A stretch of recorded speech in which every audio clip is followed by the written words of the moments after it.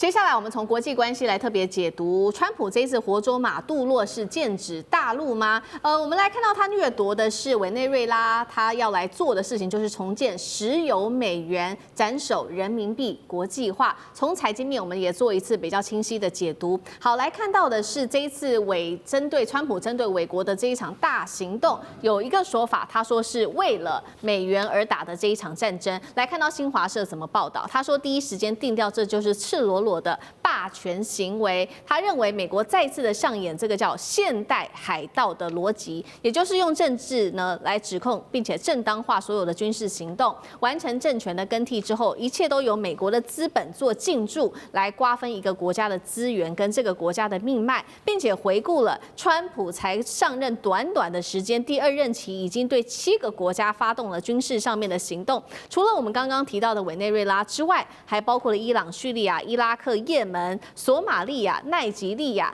等等的国家，而另外也看到了，这个是川普嘴巴上说不会让美国再次的拖入战争，但是已经有这么多的国家是他祭出的这个军事行动了。那么现在也看到呢，为什么说他必须要打这个委内瑞拉，并且拿下它的石油呢？就是因为委内瑞拉虽然说看起来储量很高，但是它的产能还是不够的。他认为说技术上面受到限制，产能被压下来。如果美国接管，未来会有更多的这个机会来去生产它的石油的。那这个委内瑞拉的石油对美国来说也是相当重要的，将来可以用作美国的基础建设、AI 资料中心建设等等，这些都是不可或缺的能源。杨老师怎么看？接下来美国的油气就会来做进驻，这是川普说的，这是川普的最终目的吗？一切都是为了石油？老师怎么看？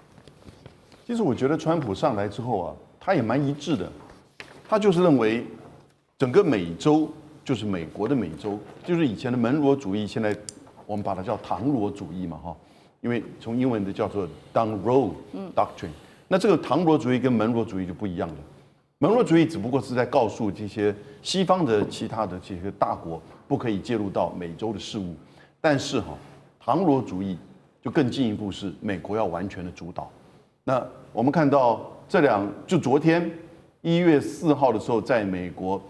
白宫的新闻副发言人的负责人叫做 Stephen Miller， 他的太太叫做 Katie Miller。在 X 上面 po 就是把格陵兰岛整个变成美国的国旗，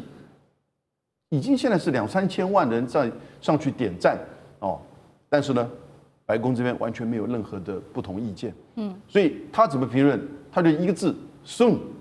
就很快就换格陵兰岛了，所以这个就表示说，就像他觉得这是他的身体的一部分，整个美洲，那这边上面长了一个瘤，因为他反美。但是他又控制了这么大的一个资源，然后呢，让俄罗斯或者中国大陆的这些建设或者是经济，也许有军事进来。那我觉得美国这个如果从战略层面最担心的，不只是石油，石油当然是一个关键，石油公司的利益更是关键。但是呢，他真的怕中国的经济跟基础建设整个进来到中南美洲，现在已经不得了。整个就是“一带一路”港口，然后呢，基础建设进入到中南美洲，再加上贸易，这些数据我都不需要再多举例。事实上，在过去这3到5年之内，那是加倍，每年都是成倍数的这个成长。美国人担心的是，过去他们不太治理，放到后院，让他们自己在那边烂的，作为美国的这种核心利益的附属的这些中南美洲国家，现在可能会强起来、壮起来，在中国的基建、跟经济、跟贸易的支持之下，甚至未来的科技，因此呢，在这样的情况之下，那就不是美国所掌控的门罗主义，更不是唐罗主义了。所以我觉得对中南美洲这是一个宿命，悲哀的这个宿命，他没有办法跟着中国跟其他全球南方国家一起在基础建设跟贸易上在跟中国进行正常的关系，因为我觉得接下来大概开始排除的就是这些层面了。好，所以美国除了这次针对委内瑞拉它的攻击，除了要石油之外，也是要让这个中国大陆的一带一路不要真的完全的进入在中南美洲国家，也要打击大陆的经济。一样的问题 ，Russ 有怎么看？这个需要时间，是一个过程。因为我们回头看刚刚杨老师有提到，最近几年中国跟中南美洲国家贸易是越来越贸易的这个量越来越大，对，而且中国企业愿意投资各式各样的基础建设，不管是机场、高速公路、铁轨等等啊。那问题是美国企业已经是一阵子不太想去那边投资，那怎么说服美国企业重新去那边投资？以前冷战的时候，美国企业是愿意在那边投资，然后后来是比较没有兴趣，那不管是因为贪污或利润不够等等问题啊。那中国企业因为很多是国营企业，那国家说，你要去中东投资，你要去中南美洲投资，他们就去，员工也跟着去。那美国企业是不是国营企业？所以说服美国企业去那边投资，这个目前是一个问号，真的是一个问号。那另外，刚刚有提到一些，不管是电讯设备，那怎么说服这些中南美洲国家说，你已经装了什么中国来的设备，不管是在港口或电讯等等，你要通通你出了，那当然他们会想美国说，那钱呢？钱哪里来的？这里目前也是一个问号。所以美国将来的确说会向这些国家继续施压，你不要跟中国合作，你跟中国合作的话，一定会有后果了。但是美国会弥补这个缺口，不管是贸易或投资方面，真的是一个问号。是好，所以美国持续的也是施压这些中南美洲国家，也是不要让大陆在这边持续的抢下在这边的经济上面的话语权之外，包括了夺得政治上面的话语权。那么现在有一个说法就是，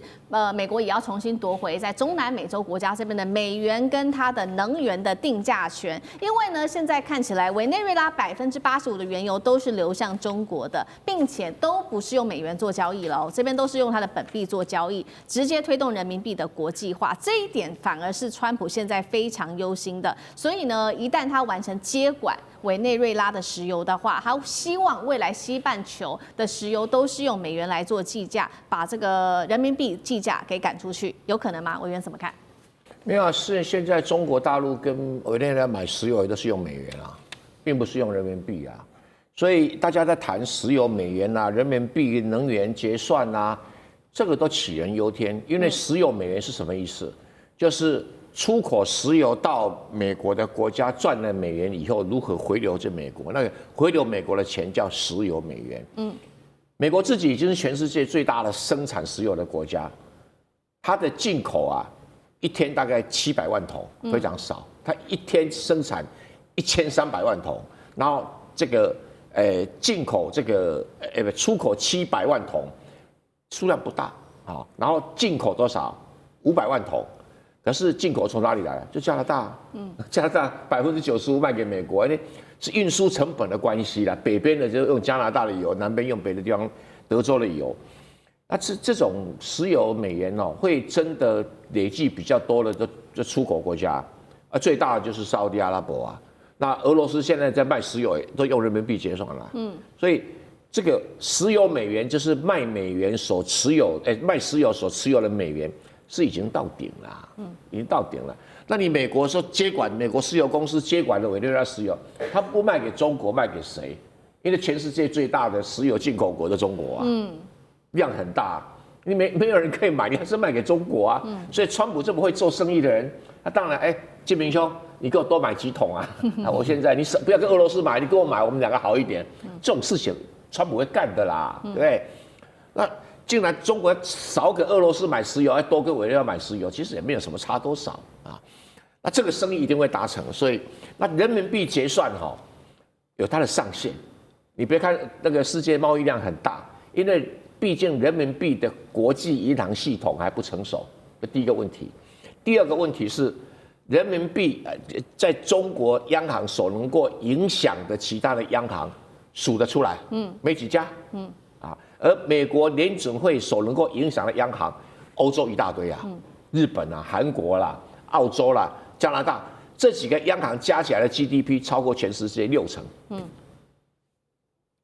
这是央行厉害的地方啊。那你说北京人民银行能够打一通电话号令几家央行，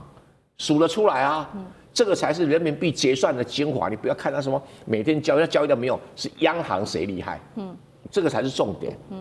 所以我认为人民币的结算还没到天花板，但是有它的天花板。然后美元石油美也到天花板，再增加也不太可能啦。因为什么？因为其他的跟石油没有关系啊。所以如果不是大宗石油结算，其他零零星星的结算，什么义乌产品，那坦白讲不是重点。好，以后应该会用川普家族发行的虚拟货币来结算才对。你别有企图，你别有企图。来，小舰长。我们来看啊，其实美国真正在意的，也就是整个拉丁美洲的基础建设，其实现在都落在中国大陆的手上。那我们来看，之前在秘鲁有钱开港，那在大西洋一侧没有了吧？可是它有两洋铁路啊，两洋铁路如果铺成了，那也就是绝不可能。美国不准你盖两岸铁路，绝对不可能。对，那个就是我马上就要讲的，也就是我们刚刚讲到美国国家安全战略里面，他特别有提到有关于基础建设的部分，他提到的也就是中国以及俄罗斯的部分，你不要来染指。那美国真正想做的是什么？那刚刚郑源老师有提到一件事情，也就是委内瑞拉它的这一个炼油的效率不好啊，那它炼油的效率不好，但是呢，有人很想炼啊，那也就是铁氟龙啊，它在这边有这么多家，也就是在现在讲到的所谓的美国湾的部分，它有这么多的一个炼油厂，而且它专门炼的，也就是委内瑞拉的这种种植的这个石油的部分。可是呢，委内瑞拉的油现在却出不来。那委内瑞拉是一直都如此吗？不是。我们来看到2000年的时候，其实委内瑞拉的油是美国的3倍。可是现在美国当然它有页岩油的部分啊，那它页岩油其实是现在委内瑞拉的7倍。那其实刚刚讲说没有钱的部分啊，那个他很快就会跟那个现在的代理总统讲，钱在这里啊。那刚刚也提到的，也就是委内瑞拉哦，它其实是蕴藏量是世界第一。可是我们来看看这个前几大的国家，如果你不当美油友的话，你就准备遭殃。也就是我们这边看到的，无论是伊朗啊、伊拉克啊，通通都是。但是大家不要忘了，也就是委内瑞拉事实上它是有稀土的，也就是我们看到黄色的这一块，它叫做奥里诺科矿产之湖。那现在我们只要看到美国想要对哪动手，就像刚刚杨老师特别提到的，也就是我们现在看到的格陵兰，它也是都是在它的边缘都有非常多的稀土。那你说中间没有吗？中间不是没有啊，是冰封着。可是现在呢，如果以这一个我们讲到说温室效应以及极端气候之下，未来会不会有更多的发现，很难讲。所以川普即将染指整个除美洲以外的美洲国家。好，谢谢舰长。那我们休息一下，马上回来。地缘政治、美洲之争、战略价值、强权崛起、小国生存。